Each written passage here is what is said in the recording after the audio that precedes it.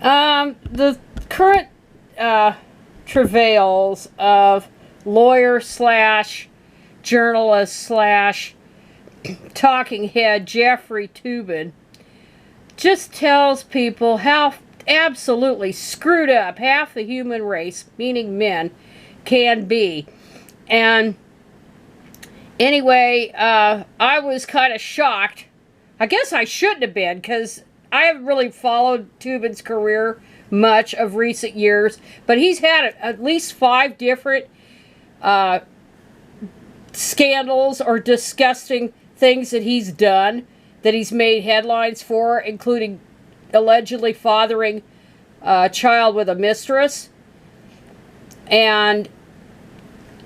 But this thing, with him getting his rocks off while on a Zoom meeting, he should have been fired on the spot. Anybody else that did this, anyone else, would be fired. That would be it. Probably blackballed in his industry. If this happened in a school situation, and it has happened, it's happened in my district, with somebody having done indecent exposure in a Zoom meeting with kids, and I think it was middle school kids, but there was some adult man there that interjected himself into it, probably hacked it. Law enforcement would be involved. But somehow, when you're rich and you're famous, the rules don't apply. And if you're a journalist, and what's incredible is there's so many excuses being made for this guy. To do a little bit of background here, Jeffrey Toobin brought shame and disgrace on his family. His father was a news producer. He died when Toobin was about 24. He died back in 1984, so Jeffrey Toobin is 60.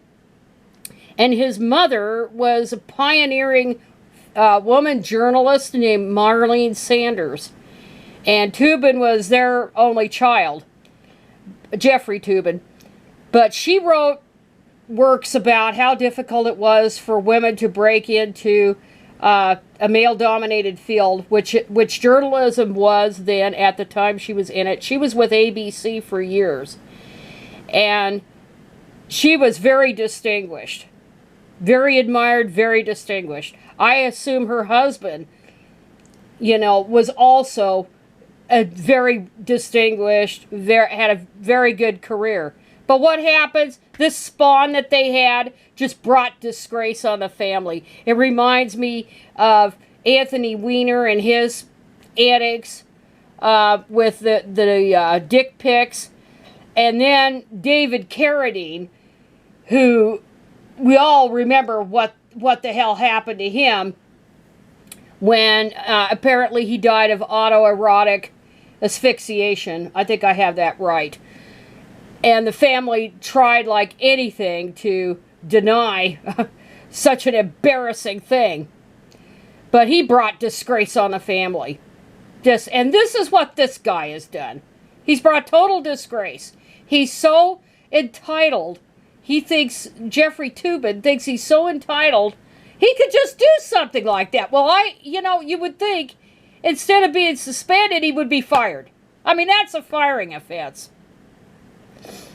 Toobin, before this, he was a lawyer, and he'd gone to Harvard Law. He went to all these hoity-toity private schools, and then he went to Harvard. He had an undergrad and a JD from that, and then he practiced law a few years, and then he decided he wanted the easy money, because law is not what it's cracked up to be. He wanted the easy money of being a writer, a journalist, and he had connections. His mother, that helped him get connections, and so he became a journalist, and then he wrote a number of books, including one about O.J. Simpson. And I'll never forget that book. It was called The Run of His Life. And Toobin, you could tell he's from the East, right? Because he seemed really morbidly fascinated with the supposed California lifestyle, especially of the Brown sisters. And That would be Nicole and Denise and Tanya and Dominique. I think that's her name. The one of them. And he made some crack about all four of the girls, all four of the sisters had breast implants that were paid for by O.J. Simpson. But I'll never forget this quote, and I think I have it pretty much the way it was written in that book. He wrote, all four Brown sisters had breast implants, but not one had a college degree. Now that's a pretty shitty remark. It's a sexist remark, and it's a pretty shitty remark to say about the Brown sisters and how obsessed he was with whether or not they had breast implants paid for by OJ. But I'll never forget that line. Anyhow, let's see.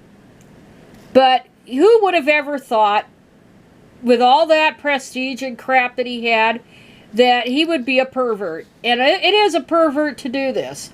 To whip that out, whip his junk out, and masturbate in a Zoom meeting. But as Sheila Jeffries, the prominent feminist, would tell you, this is nothing what men would do.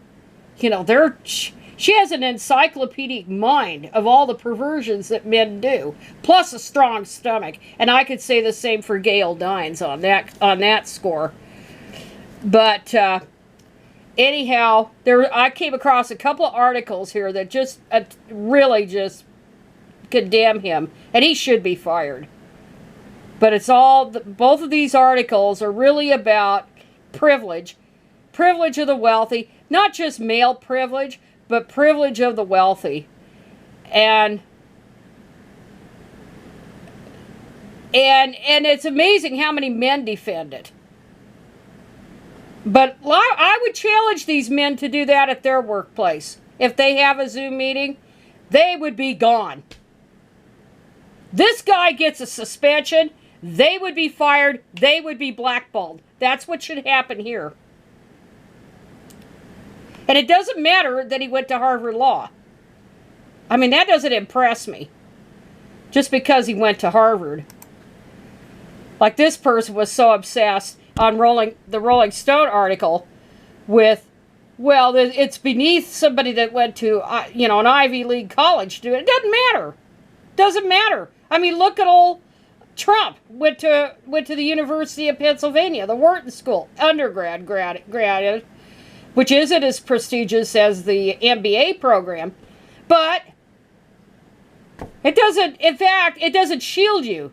It doesn't shield you from being an entitled jerk. And so I hope that there's enough outrage leveled that he's just fired and he's blackballed. Meaning Jeffrey Toobin.